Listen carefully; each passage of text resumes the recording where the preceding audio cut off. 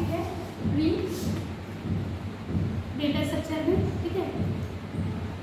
Trees data जैसा आपको data structure का जब हम फर्स्ट पढ़े थे, डेटा स्ट्रक्चर का जब स्टार्ट, तो क्या पढ़े थे? बेसिकली 2 कैटेगरी पढ़े थे ना। फर्स्ट क्या था? लीनियर, दूसरा नॉन लीनियर, ठीक है। तो लीनियर में हमने क्या क्या पढ़ा है? लीनियर डेटा स्ट्रक्चर में डेटा जिसमें डेटा को सीक्वेंस में स्टोर करते हैं उसको क्या बोलते हैं? लीनियर डेटा स्ट्रक्चर, ठीक है।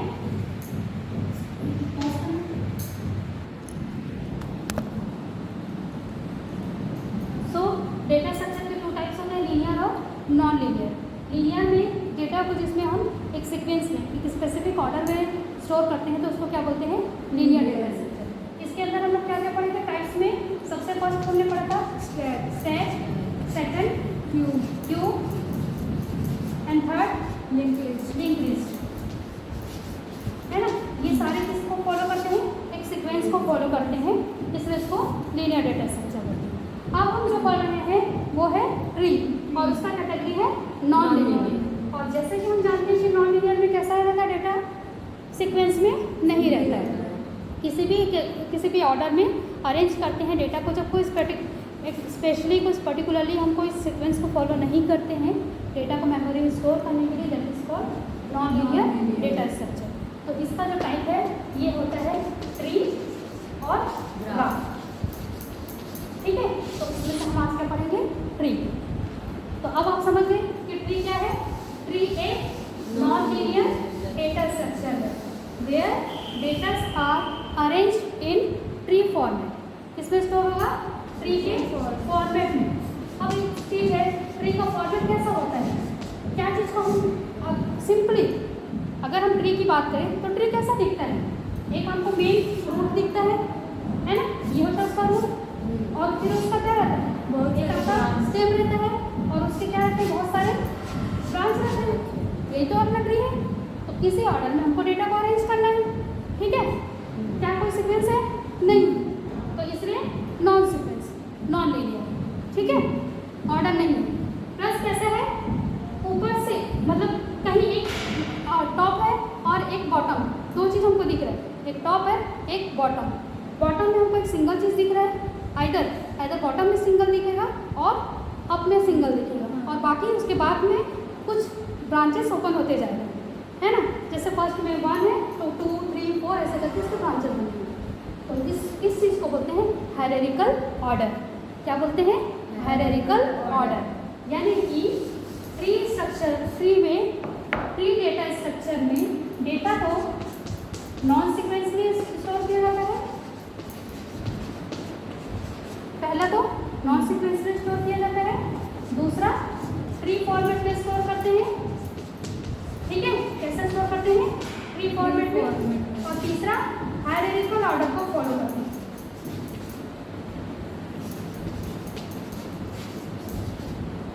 हायरार्किकल ऑर्डर दैट मीन्स बढ़ते से घटते क्रम या घटते से बढ़ते क्रम या एक के बाद एक ब्रांचेस जोड़ते हुए, ठीक है।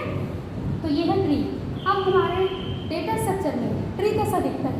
ये तो हमने जो भी आपको दिखाया वो नॉर्मल था, पर हमारे ट्री में डेटा स्ट्रक्चर को जब स्टोर करते हैं तो वो कैसा दिखता है और उसका फॉर्मेट कैसा रहता है, ये देखिए। उसके लिए सब ट्री के जो बेसिक टर्मिनोलॉजीज हैं वो हम पहले देखते जाते हैं क्या क्या है। तो सबसे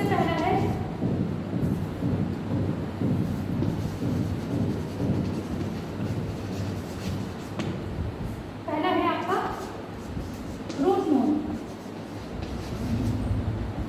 कोई भी ट्री डेटा स्ट्रक्चर किस प्रकार से होता है? ये है आपका ट्री का data structure, tree data structure, ठीक है।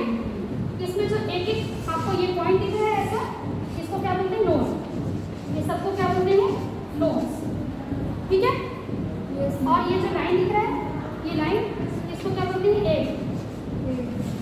एजेस, ठीक है। Each node is connected with the line that is called edge. Every node is connected with edges के द्वारा कनेक्टेड रहते हैं, ठीक है। इसी से ही एक डेटा दूसरे डेटा से कनेक्टेड होता है, ठीक है। नोड और एज समझ आया? अब इसमें जो सबसे टॉप टॉप मोस्ट नोड होता है, जो सबसे पहला नोड होता है उसको बोलते हैं रूट नोड। ठीक है, जो सबसे पहला नोड होता है फर्स्ट नोड उसको बोलते हैं रूट नोड। और इस रूट नोड से जुड़ा हुआ जो भी नोड होता है, जो नोड इससे जोड़ते रहेगा वो सब इसके क्या कहलाएंगे, चाइल्ड नोड। ठीक है, उसी प्रकार से जैसा हमारा फैमिली का स्ट्रक्चर होता है ना, ग्रैंड पेरेंट्स, पेरेंट्स, है ना, चाइल्ड, उसी प्रकार से ये ट्री का स्ट्रक्चर होता है।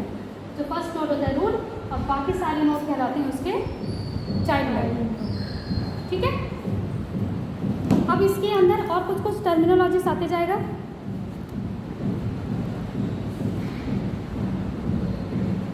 इसमें जो वैल्यूज जो डालते हैं, हम जो डेटा डालते हैं, ठीक है, जो भी डेटा डालते हैं ना उसको क्या बोलते हैं, की। जो भी डेटा हम डालते हैं ना इसमें उसको क्या बोलते हैं, की।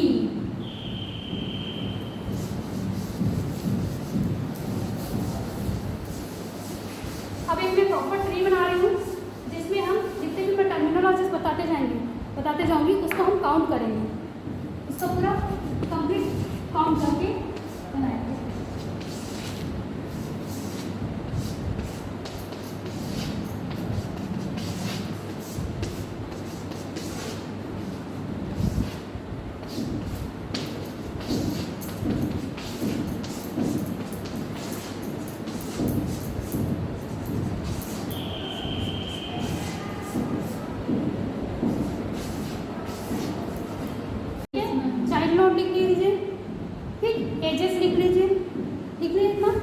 अब देखो इसमें है सबसे पहले सब ट्री।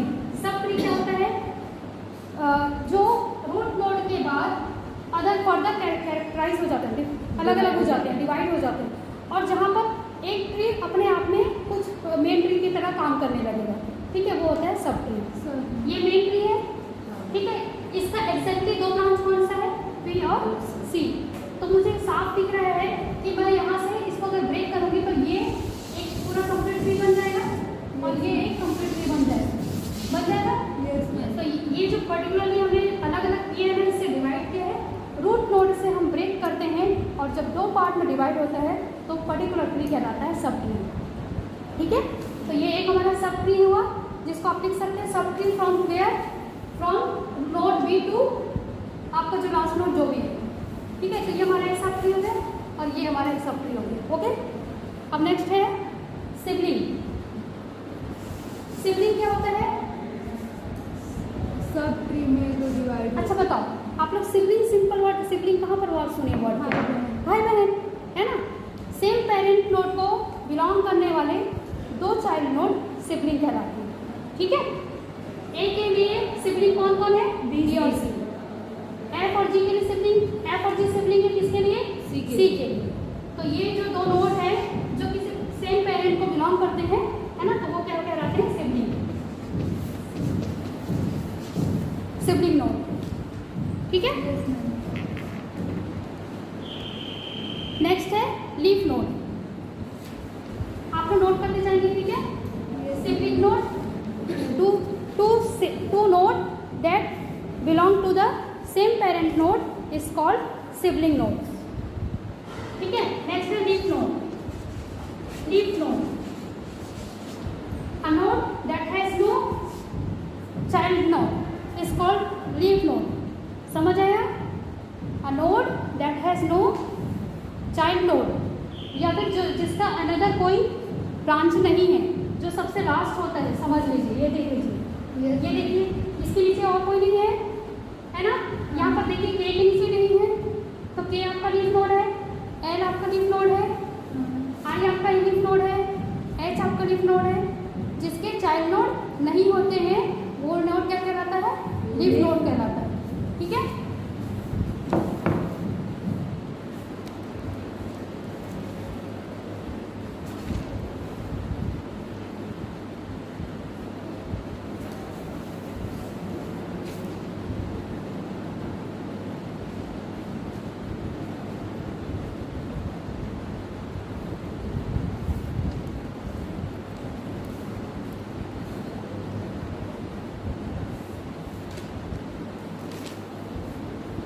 नेक्स्ट है एंसेस्टर ऑफ नोड और डिसेस्टर ऑफ नोड एक साथ बता रहे, ठीक है।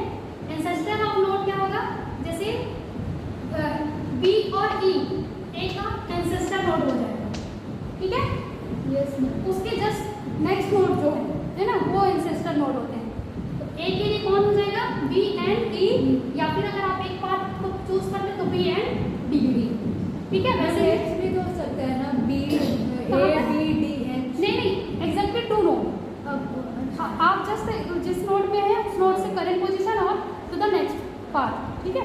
तो यहाँ पे ए के लिए हम चूज कर सकते हैं, या तो आप ये पाथ ले सकते हो या फिर ये पाथ ले सकते हो, ठीक है। तो बी एंड डी और बी और E is ancestor of A. Particular node का रेफरेंस लेकर ही हम बताएंगे उसको, ठीक है, क्योंकि हम उसी से ही बता रहे हैं उसका कौन सा है तो वो।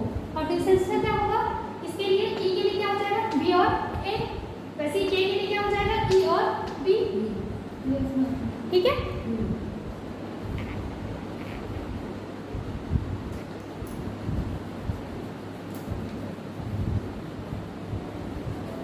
नेक्स्ट है लेवल ऑफ अ नोड और लेवल ऑफ अ ट्री, दोनों देखेंगे इसमें।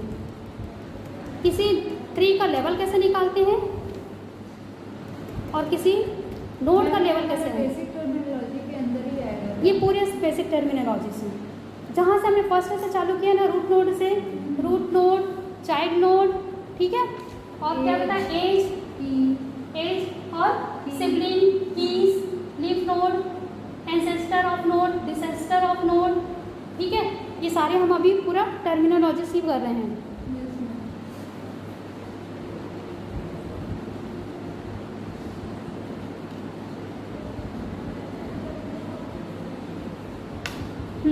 लेवल ऑफ अ ट्री और लेवल ऑफ अ नोड। सबसे पहले हम देखते हैं लेवल ऑफ अ नोड। किसी नोड का लेवल काउंट करना है आपको, तो हमें रूट नोड से पर्टिकुलर नीचे जिस नोड तक जा रहे हैं, तो मतलब यहाँ से नीचे से हम उस पर्टिकुलर नोड तक पहुँचने के लिए जितना हम ऊपर जाएंगे ना स्टेप, वो आपका लेवल होता है। जैसे आप देखिए, ये हो गया एक, ठीक है।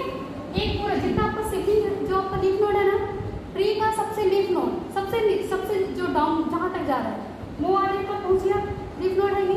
उसके जस्ट एक लेवल, ये एक हाइट में कौन है, ये दूसरा लेवल, ठीक है। ये एम, तीसरा एफ, ये चौथा, सी, पांचवा ए। तो इसके लिए लेवल क्या हो गया, नोड ए का लेवल है 5, ठीक है।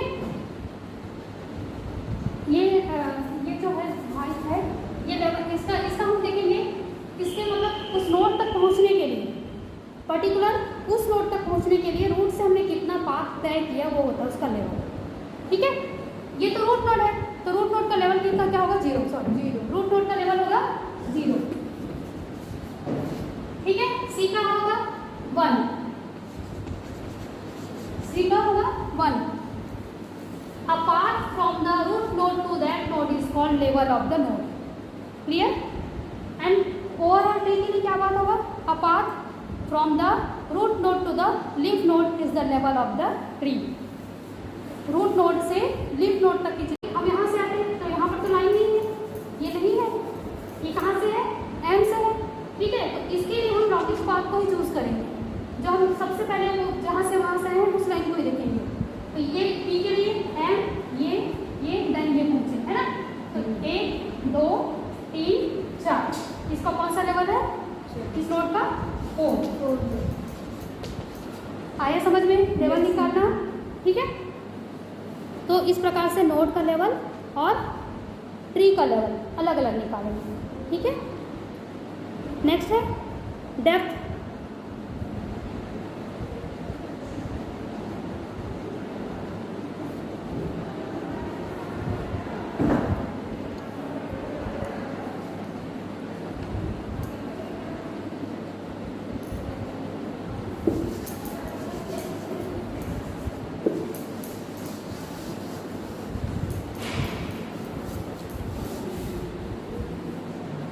डेप्थ और हाइट सुनने में थोड़ा सा एक ही लगता है ना, तो उसको थोड़ा केयरफुली देखेंगे कैसे है।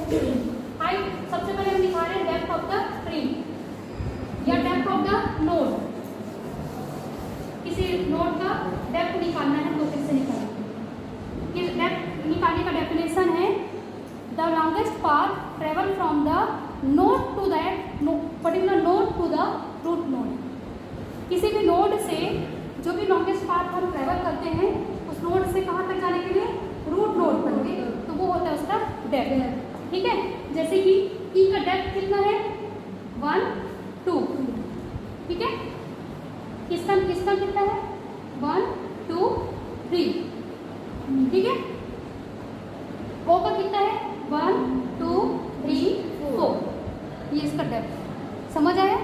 अ पाथ और a longest path from the node to the root node is called depth of the node. अब आप ट्री का बताइए, टोटल ट्री का हमारा डेप्थ क्या होगा?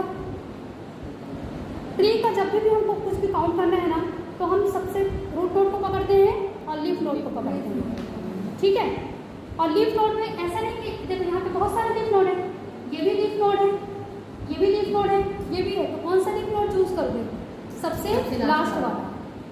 ठीक है भाई, पेड़ का हम ऊपर से नीचे ज़मीन तक के जाएंगे देखने हमको, तो जो जड़ का सबसे लास्ट वाला रहेगा उसको हम देखेंगे ना, तब तो हम उसके बता पाएंगे कि कितनी गहराई में है वो। तो उसी प्रकार से ये उसका निकालना है डेप्थ। ठीक है, अब हाइट, किसी का हाइट कैसे मेजर करते हैं बताओ?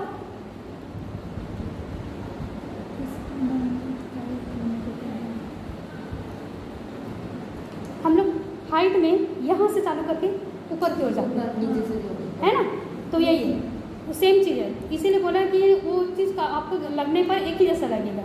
ठीक है, तो यहाँ पर क्या है, आप पर्टिकुलरली डेप्थ में ऊपर से हम देखते हैं उसको, और हाइट में नीचे से ऊपर की ओर जाते हैं। ठीक है,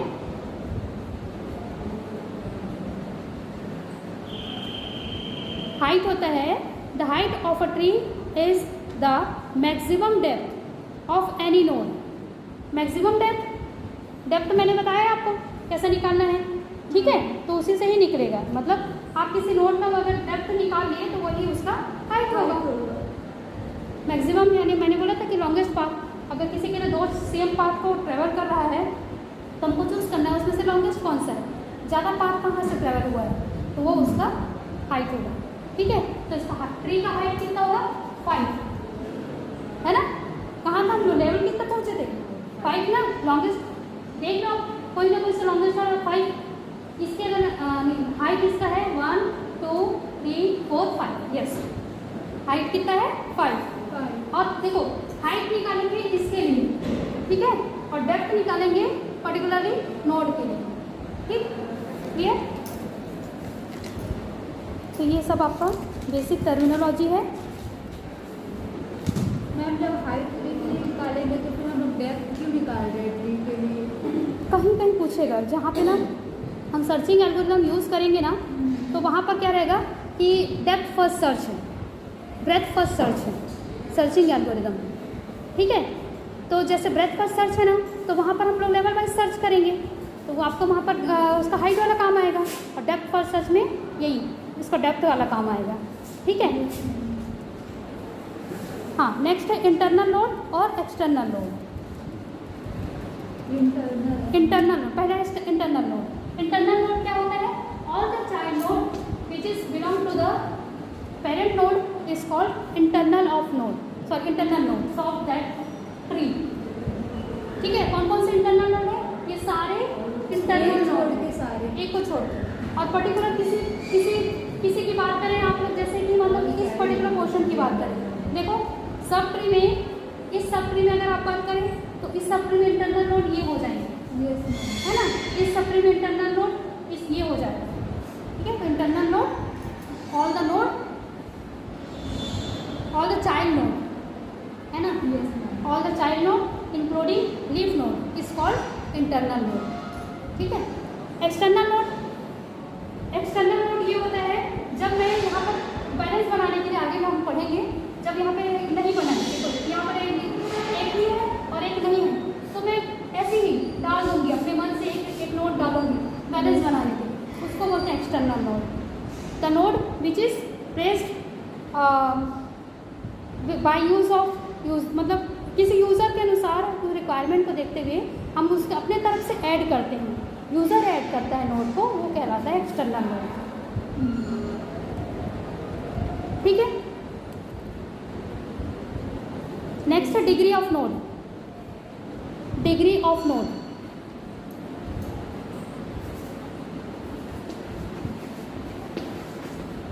किसी नोड की डिग्री निकालना।